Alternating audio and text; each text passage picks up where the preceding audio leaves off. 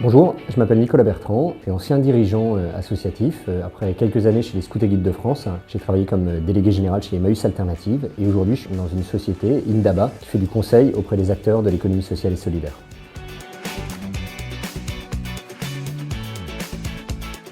Les facteurs clés, c'est avant tout la transparence, l'exhaustivité des informations. Prendre un manager de transition, il y a deux cas de figure. Il y a le cas du collaborateur qui s'en va rapidement, il faut quelqu'un qui le remplace. Et puis il y a la situation qui est des fois plus tendue, une situation de crise, un contexte un peu particulier. Avoir le plus de transparence possible, le plus d'éléments possible, permet finalement au manager de transition de pleinement prendre sa place et sa responsabilité dans la structure dans laquelle il arrive.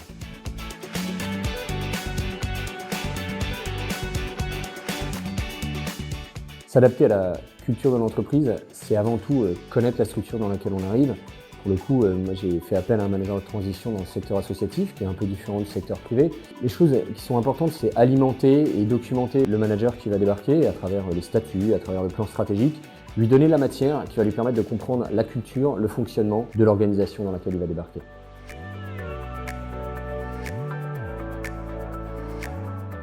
Chez un manager de transition, on va chercher avant tout l'adaptabilité et la flexibilité. Adaptabilité parce que le manager arrive du jour au lendemain. Finalement, c'est pas comme un CDI classique où il y a une période d'essai, une période où on rentre dans la culture de la structure, qui peut être un peu longue. Là, pour le coup, on attend du manager de transition que du jour au lendemain, il rentre dans la culture de la structure, qu'il porte les valeurs de la structure, et deux, qui mettent à profit l'ensemble de ses compétences, souvent les compétences techniques, pour pouvoir permettre à la structure d'avancer. Cet enjeu, il est hyper important, adaptation, flexibilité et compétences.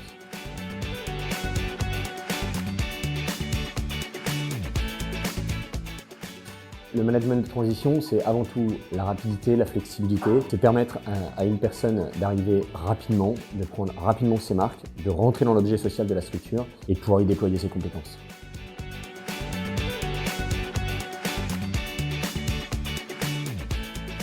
On recherchait une responsable des ressources humaines et donc ce qu'on avait besoin, c'était des compétences techniques, des compétences en droit du travail, qui sont des éléments particulièrement importants dans une organisation. Ça a été la force de My Top Manager, c'est trouver ces compétences, nous les amener rapidement et les mettre à profit de notre structure.